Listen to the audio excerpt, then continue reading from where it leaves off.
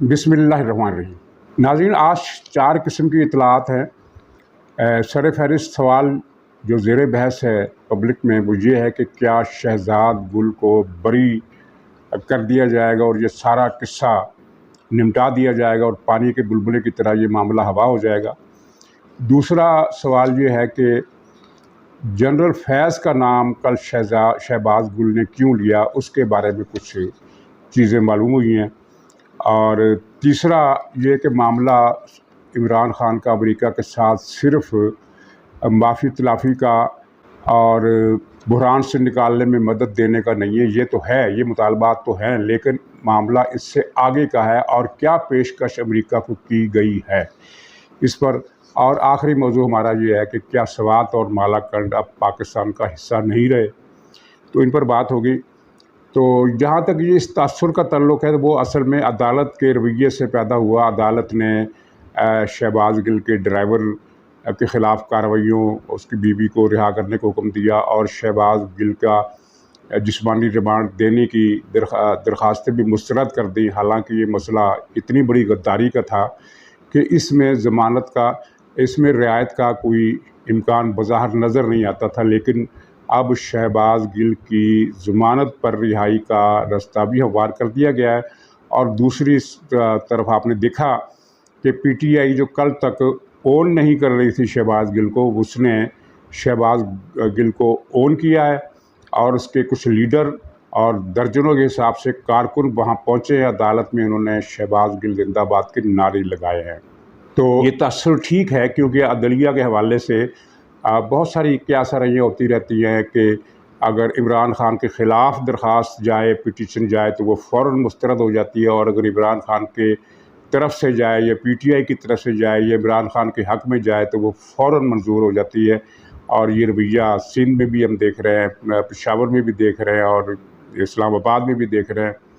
पेशावर का मामला आपने देखा, वो नजम सेठी ने बड़ा सही सवाल उठाया है कि क्या अदालत FIA को या हुकूमती किसी भी हुकूमती इदारे को या हुकूमत को किसी के ख़िलाफ़ मुजरमाना सरगर्मियों के केस में तहकीकात से रोक सकती है, ज़मानत ली जा सकती है, गिरफ़्तारी से रोका जा सकता है, लेकिन क्या इंक्वायरी से भी रोका जा सकता है? मसलन एक आदमी डाका मारे और पुलिस उसके ख़िलाफ़ उसे गिरफ़्तार करके तफ्तीश शुरू कर दे, तो गिरफ़्तार डाकू की ज़मानत का होना तो समझ में आता है, लेकिन गिरफ़्तार डाकू के ख़िलाफ़ तहकीकात, तफ्तीश से रोक दिया जाए और पुलिस को हुक्म दे दिया जाए कि इसके ख़िलाफ़ तुमने कोई कार्रवाई नहीं करनी है, कोई तहकीकात नहीं करनी है, मामला आगे नहीं बढ़ाना है। तो ये बात जो है, ये कुछ एक नादर किस्म का मामला पाकिस्तान में चल रहा है। लेकिन इसके बावजूद मामला ये है कि शहबाज गिल का जो केस है वो इतनी सरीह गद्दारी का है, इतनी सरीह मुल्क दुश्मनी का है, इतने वाज़े अल्फाज उसके रिकॉर्ड पर है कि उसके साथ रियायत मुमकिन नहीं है। और ज़ाहिर है जिन लोगों ने इस पर रिएक्शन ज़ाहिर किया है वो फिर मुतबादिल रस्ते निकाल लेंगे, और मुतबादिल रस्ते पाकिस्तान में हमेशा बहुत सारे दस्तयाब होते रहते हैं। और ये जो जिन लीडरों ने जाकर शहबाज गिल जिंदाबाद के नारे लगाए हैं, अब ये भी नज़र में आ गए हैं और इन पर भी हाथ पड़ेगा। हुकूमत का नहीं पड़ेगा तो किसी और का पड़ेगा। और वैसे अमलन तो इस वक्त शहबाज गिल को आप रिहा ही समझिए, इसलिए कि वो पंजाब की हदूद में है और पंजाब में जेल के अंदर जिस तरह उसको भेजा गया है, तो वहाँ उसके कोई मसला नहीं है, तशरीह करने की ज़रूरत नहीं है। पंजाब में हुकूमत PTI की है, परवेज़ इलाही की है, और वो शहबाज गिल साहब को दूल्हा बना कर रखेंगे। और कोशिश ये होगी कि 2-4 दिनों में ज़मानत ले ली जाए, लेकिन ज़मानत लेने से मसला हल नहीं होगा, मसला मज़ीद बिगड़ जाएगा। इसलिए इस ख़्याल को दिल से निकाल दीजिए कि शहबाज गिल की बरीयत हो सकती है। बल्कि इस मसले में PTI जितना आगे आएगी उतना ज़्यादा अपने लिए मुश्किलात पैदा करेगी। ये मुश्किलात पहले ही बहुत ज़्यादा है। अच्छा, दूसरी बात जो कल सारा दिन ज़ेर बहस रही वो ये थी कि शहबाज गिल ने अदालत में ये क्यों कहा कि तफ्तीश करने वालों ने मुझसे जनरल फैज़ के बारे में सवालात पूछे। ये भी पूछा कि जनरल फैज़ तुमसे कितनी बार मिला। तो अब इसमें 2 बातें हैं, या तो वो सच बोल रहा है या वो झूठ बोल रहा है। दोनों सूरतों में मामला ख़तरनाक है। अगर वो सच बोल रहा है तो इसका मतलब ये है कि दाल में पीछे जो दाल हमें नज़र नहीं आ रही, लेकिन हमें ये अंदाज़ा हो रहा है कि अंदर कुछ दाल बन रही है, पक रही है, तो उसके अंदर बहुत कुछ काला है। और मामला सिर्फ स्टेटमेंट का नहीं है जो शहबाज गिल ने दिया, बल्कि मामला उससे आगे कुछ अमली कोशिशों का है जिनको बरवक्त नाकाम बना दिया गया। ये मैं एक अंदाज़ा लगा रहा हूँ। अगर शहबाज गिल का बयान सच है और अगर झूठ है, जिसके इम्कानात मेरे ख्याल में ज़्यादा है, क्योंकि पीटीआई का कोई आदमी सच बोले ये मुमकिन नहीं है। कभी आपने पीटीआई के किसी भी लीडर को जूनियर सतह के, सीनियर सतह के सच बोलते हुए आपने सुना हो तो आप बता दीजिए। तो मेरा ख्याल है कि ये इसने झूठ बोला है और ये एक्सप्लॉयटेशन की एक शक्ल है। ये बताने की कोशिश है कि जनरल असल निशाना मैं नहीं हूँ, जनरल फैज़ है।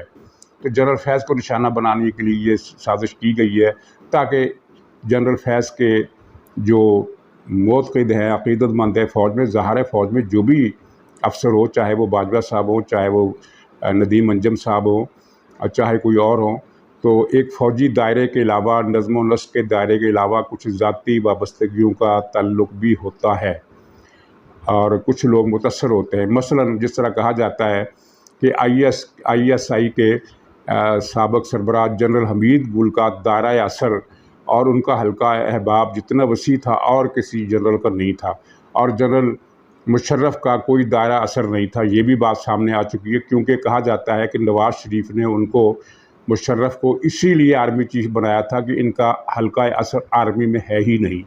चुनांचे हल्का हाय असर होते हैं, इसमें कोई अजीब बात नहीं है, नामुमकिन बात नहीं है। किसी का ज़्यादा किसी का कम, जैसी शख्सियत होती है। कुछ शख्सियात तन्हाई पसंद, खामोश, अलग थलग रहने वाली होती हैं, और कुछ जो है उनके समाजी राब्ते बहुत ज़्यादा होते हैं। तो अपने अपने इदारे में कोई भी शख्स, कोई भी सरबराह ज़्यादा मकबूलियत का हामिल भी हो सकता है, कम असर व रसूख का हामिल भी हो सकता है। डिसिप्लिन का मसला अपनी जगह वो अलग है, वो अपनी जगह एक स्टैटिक पोजीशन में होता है, लेकिन ये ज़ाती हल्का असर, तो या तो ये जनरल फैज़ के ज़ाती हल्का असर को मुश्तल करने की कोशिश कर रहे हैं कि देखो मैं साजिश का निशाना नहीं हूँ, ये साजिश PTI के ख़िलाफ़ भी है। ये जो केस मुझे फंसाया जा रहा है और जो तफ्तीश हो रही है, इसके पीछे जो मुहर्रिकात हैं उनमें एक जनरल फैज़ को निशाना बनाना भी है। और नाज़रीन, इस थ्योरी की तस्दीक इस बात से भी होती है कि PTI के व्लॉगर्स ने और सोशल मीडिया ने इस बात को उछालना शुरू कर दिया है कि असल में जनरल फैज़ पर हाथ डालना मकसद है। मतलब ये है कि जनरल फैज़ पर अगर हाथ डालना हो तो उन लोगों को शहबाज गिल से तफ्तीश करने की ज़रूरत नहीं। फ़ौज का अपना एक डिसिप्लिन सिस्टम होता है, वो किसी भी सीनियर कमांडर को, कोर कमांडर को 1 मिनट में सैक कर सकते हैं। जिस तरह के जनरल मुशर्रफ ने भी अपने दौर में एक जनरल को, लेफ्टिनेंट जनरल को सिर्फ इस बात पर सैक कर दिया था 1 मिनट के अंदर अंदर के उसके बारे में ख़बर आई थी कि उसने वज़ीर आज़म नवाज़ शरीफ से मुलाकात की। नवाज़ शरीफ उस वक्त अपोजिशन लीडर नहीं थे, वज़ीर आज़म थे, लेकिन कहा गया कि वज़ीर आज़म से बराह रास्त मिलना डेकोरम की ख़िलाफ़ वर्जी है। कोई साजिश नहीं हो रही थी, सिर्फ डेकोरम का इल्ज़ाम लगाकर एक जनरल को बरतरफ कर दिया गया। तो उनके लिए बरतरफी कोई मसला नहीं है।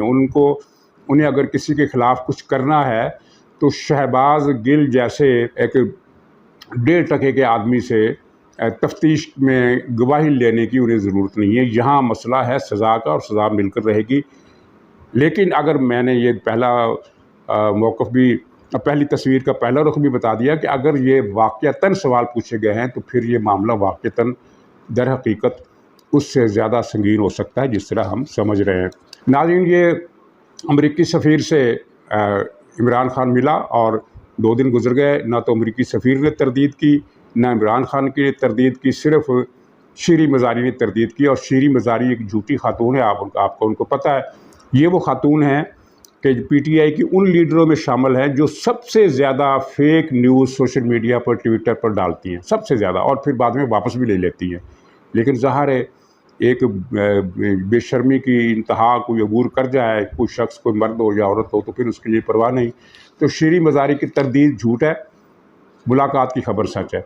इस मुलाकात में जो मुसद्दक़ा फ़िक्रा सिंगल लाइन जो सामने आई थी अमरीकी सफारत खाने के ज़राए के हवाले से, वो ये थी कि इमरान खान ने अमेरिका से मदद मांगी है कि मुझे इस क्राइसिस से निकाला जाए, वो क्राइसिस जिसका ताल्लुक फॉरेन फंडिंग केस से है और जिसका ताल्लुक तोशाखाना केस से है।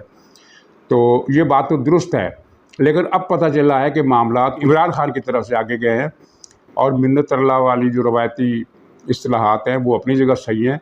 इसके साथ साथ इमरान खान ने पेशकश की है और कहा है और दलील दी है। दलील ये दी है कि फ़ौज अवाम में गैर मकबूल है, पाकिस्तान में अमरीकी मफादात का तहफ़्फ़ुज़, बल्कि तहफ़्फ़ुज़ का लफ्ज़ तो ज़राए ने बताया, मैं ये कहता हूँ कि खिदमत का काम जो है वो इमरान खान से हमसे ज़्यादा कोई नहीं कर सकता, क्योंकि हमारे पीछे एक अवामी सपोर्ट है। उनका खैर दावा तो ये है ना कि हमारे साथ 80% आवाम है, लेकिन इसमें कोई शुबा नहीं कि आवाम की एक तादाद, मुअस्सर तादाद, वो इमरान खान के साथ है। इनका ताल्लुक़ अर्बन पॉपुलेशन सेंटर से है। लाहौर, कराची में तो खैर कम है, लाहौर, पिंडी, इस्लामाबाद, सियालकोट, इन शहरों में, पेशावर में भी इमरान खान का जो हल्का असर है वो post high classes, upper class, upper middle class के बाद middle of the middle class में भी खासा असर और सूख फैल गया है। तो इसको वो 80% कहें या 90%, इससे हमें बहस नहीं है। लेकिन बहस इस वक्त इस बात पर है कि इमरान खान ने अमेरिका से ये कहा है, जो बातचीत चल रही है वो ये है कि हम आवाम का एक मुअस्सर तबका जो अक्सरियती है वो हमारे साथ है, और हम जब ये काम करेंगे तो वो ज़्यादा अच्छे तरीके से करेंगे, उनकी मुखालफत और मुज़ाहमत भी नहीं होगी जो फ़ौज के ज़रिए कराने की सूरत में हो सकते हैं, क्योंकि फ़ौज इस वक्त गैर मकबूल है। तो इस मकसद के लिए अमेरिका में इन्होंने लॉबिंग के लिए एक फ़र्म की खिदमात भी हासिल कर ली हैं, $25,000 माहाना के एवज़। तो वो लॉबिंग भी करेगी और ये सारा इस स्कीम का हिस्सा है। तो खिदमात क्या हैं? इमरान खान ने हवाला भी दिया कि ट्रंप के दौर में हमने जो किया वो आपके सामने है। अमेरिका का मफाद सामने रखा और अमेरिका के लिए वो काम किया जो फ़ौज भी नहीं कर सकती थी। वो क्या काम थे? नाज़रीन, जब ये ट्रंप से मिलकर आया तो इसने पाकिस्तान आते ही कहा था कि मैं एक और वर्ल्ड कप, लगता है कि मैं एक और वर्ल्ड कप जीत के आया हूँ। उसके फ़ौरन बाद क्या हुआ था? कश्मीर गया, मकबूजा कश्मीर की हैसियत ख़त्म हो गई और पाकिस्तान ने चूं तक नहीं की। और सबसे बड़ी बात ये हुई, जो कश्मीर के मसले से भी ज़्यादा बड़ी, इसलिए मैं कह रहा हूँ कि कश्मीर का मसला तो किसी न किसी वक्त पाकिस्तान अगर इस पोजीशन में आ जाए कि इसकी मईशत मुस्तहकम हो जाए, यहाँ इस्तेहकाम हो जाए और ये कुछ मसाइल और मुश्किलात से निकल आए, अक़वाम आलम में ये कोई पोजीशन ले ले। अब इस वक्त तो हमारी पोजीशन सोमालिया से भी बदतर है, अफ़गानिस्तान से भी बदतर है। अफ़गानिस्तान का दुनिया में एक आध हामी मिल जाएगा, हमारा तो कोई हामी नहीं है, सिवाय सऊदी अरब के जो ज़ाहिर एक चीज़ समझता है कि पाकिस्तान की उसको ज़रूरत पड़ सकती है, या फिर चीन जो अभी तक इस इंतज़ार में बैठा है कि कभी ना कभी CPEC बहाल होगा। पाकिस्तान को तो कोई दुनिया का मुल्क हमायत करने के लिए तैयार ही नहीं है। तो जब कभी ये ऐसे हालात अच्छे पाकिस्तान के लिए पैदा हुए तो पाकिस्तान फिर इस पोजीशन में आ जाएगा कि मकबूजा कश्मीर की भारत ने जो उसकी हैसियत बदल दी है उसे चैलेंज कर सके। लेकिन CPEC और गवादर का मसला तो एक ऐसा नुकसान है जिसका इजाला अब हो नहीं सकता। इमरान खान ने अगले दिन से CPEC भी ठप कर दिया, गवादर भी ठप कर दिया। पाकिस्तान को खरबों रुपए के मुनाफे से इसने महरूम कर दिया, क्योंकि CPEC बनने की सूरत में हमें 2 फ़ायदे होने थे। एक तो ये फ़ायदा कि गवादर की बंदरगाह से जितना माल आना था चीन की तरफ और सेंट्रल एशिया की तरफ और अफ़गानिस्तान की तरफ, और वहाँ से जितना माल गवादर की तरफ आना था, वहाँ से समुद्र के ज़रिए फिर दूसरे मुल्कों को जाना था। इन दोनों सूरतों में पाकिस्तान को राहदारी की मद में इतनी रकम मिलनी थी कि हमें IMF के कर्ज़े की ज़रूरत ही न रहती। और ये तो इस रूट का जो ख़ारजी पहलू था। दाखिली पहलू ये था कि पाकिस्तान के अंदर तिजारत और रोज़गार के ऐसे मौक़े पैदा होने थे जिनका अब हम सिर्फ ख्वाब ही देख सकते हैं। दुख की बात यह है कि इमरान खान ने पाकिस्तान का सर काटा अपने कुल्हाड़े से, और हमारी इस्टेब्लिशमेंट तमाशा देखती रही। उससे 3 साल बाद अंदाज़ा हुआ कि ये तो पाकिस्तान को ले दे जाएगा, ख़त्म कर देगा पाकिस्तान को, और यही इमरान खान का प्रोजेक्ट था। और इमरान खान का प्रोजेक्ट ये भी था कि फ़ौज के अंदर तकसीम करके, इससे टकरा के इसे कमज़ोर तरीन फ़ौज बना दिया जाए। ज़ाहिर है जब किसी फ़ौज में खाना जंगी होती है दो धड़े आपस में लड़ते हैं तो फिर वही होता है जो लीबिया में हो रहा है। लीबिया में यही है कि फ़ौज का एक धड़ा बेंगाज़ी पर काबज़ है और फ़ौज का दूसरा धड़ा ट्रिपोली पर काबज़ है। दोनों ने आधा आधा मुल्क बांट रखा है और फ़ौज की पोजीशन ऐसी है कि अगर वहाँ से सहराओं के अंदर से कुछ डाकुओं या ठगों का टोला आकर छापा मारे तो ना ये तराबल्स वाली फ़ौज इसका मुकाबला कर सकती है और ना बेंगाज़ी वाली फ़ौज इसका मुकाबला कर सकती है। तो ये पाकिस्तान की फ़ौज को इस पोजीशन में लाना चाहता था और लाना चाहता है, और ये इसके लिए इसने फ़ौज के अंदर से म्यूटनी के लिए सारी तैयारियाँ अपनी तरफ से मुकम्मल कर रखी थी। हुआ ये है कि पाकिस्तानी फ़ौज का डिसिप्लिन और इसका इंटेलिजेंस निज़ाम काफ़ी मौसर है, बहुत मौसर है। इसलिए उसकी सारी कोशिशें फ़ौज को तबाह करने की, अंदर से फ़ौज के अंदर से बगावत पैदा करने की नाकाम हो गई। और ये कोशिश जो थी, ये ख़बर तो लोगों के सामने नहीं आएगी कि नाकाम हो गई, ये तो क्योंकि ज़ाहिर है ये इसकी सुर्खी तो अखबार में नहीं छप रही, लेकिन जो सुर्खियाँ अखबार में छपी वो तो आपने देखी कि ISI की चीफ से इसने महासर शुरू किया। फिर इसने रिटायर्ड फौजी अफसरों का एक ग्रुप जो था, करप्ट ग्रुप, जो मुशर्रफ के दौर में जिसने पाकिस्तान लूटा था, उनको साथ में लाया और उनसे अपीलें करवाई।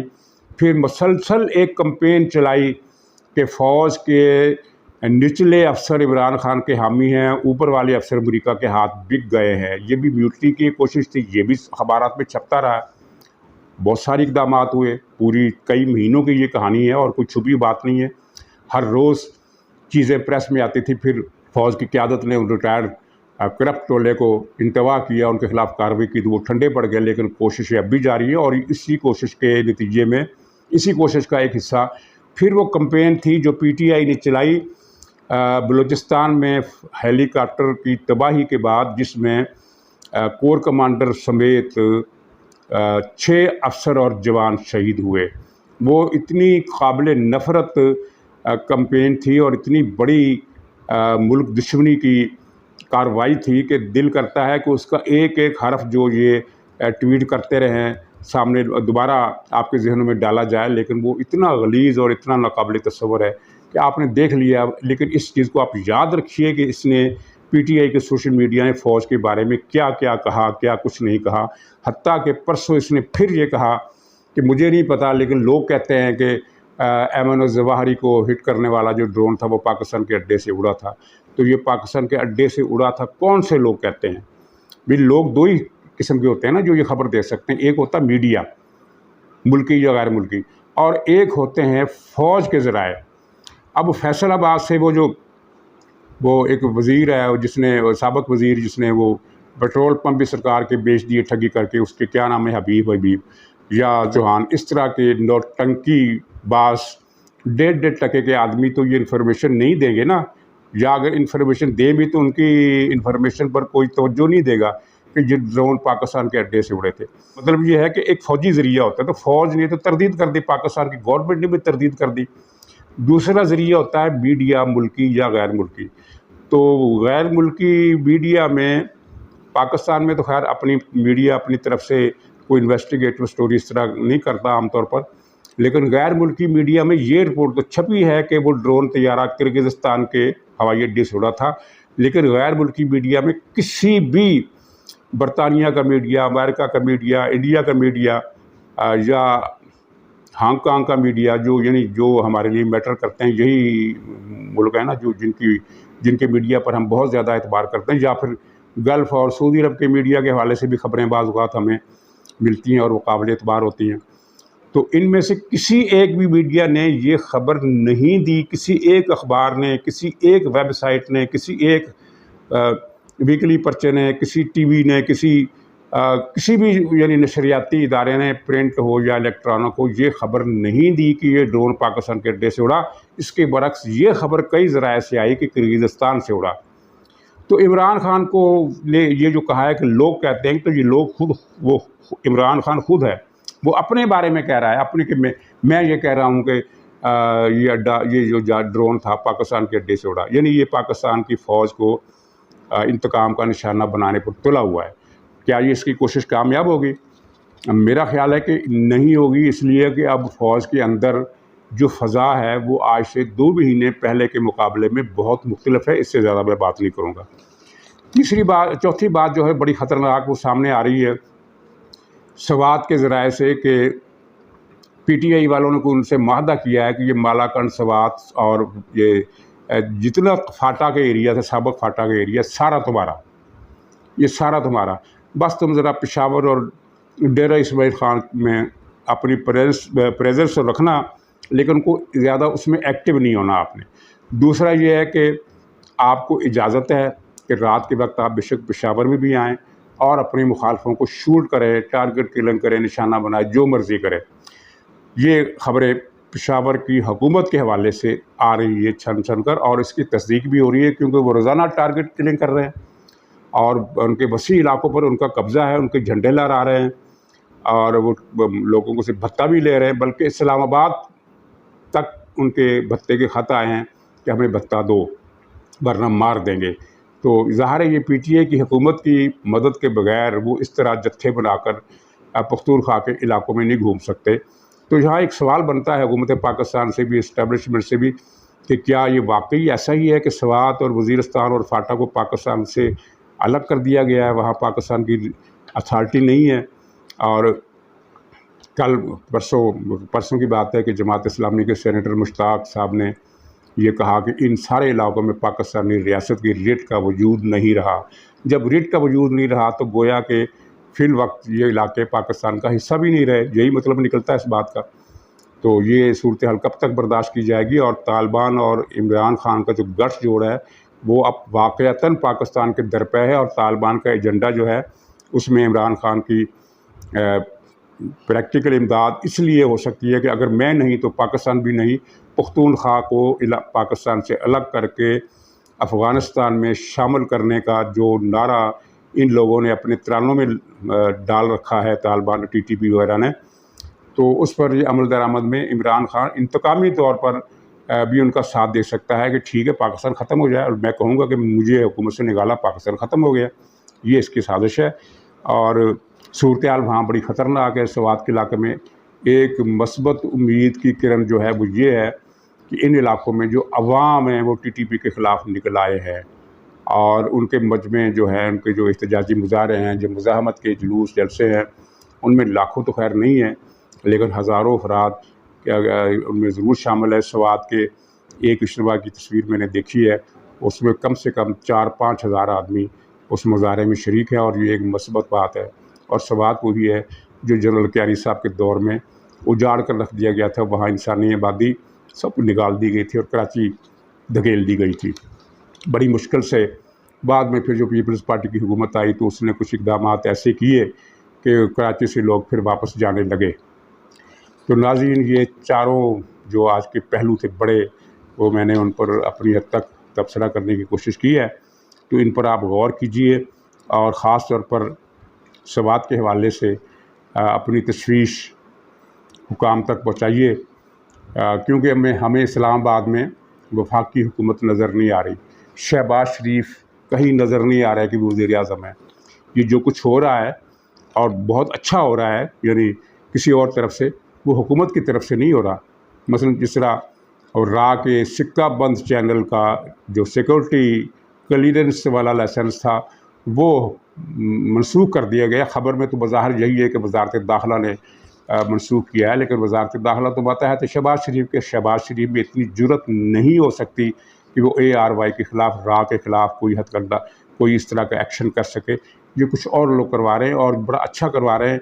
और मेरी तो ख्वाहिश ये है कि ARY की तरफ के 2-3 चैनल और भी हैं जो पाकिस्तान को तोड़ना चाहते हैं, जहाँ पर होने वाले हर नाइट शो में, जितने भी 3 या 4 नाइट शो होते हैं, टॉक शो, इनमें इनके एंकर पर्सन बैठकर मसलसल एक ही बात कहते हैं, खूनी इनकलाब, खून आ रहा है, मुल्क खून में नहा जाएगा, मुल्क टूट जाएगा, मुल्क बर्बाद हो जाएगा, सुकूत ढाका को लोग भूल जाएंगे। इस तरह की बातें वहाँ हो रही हैं।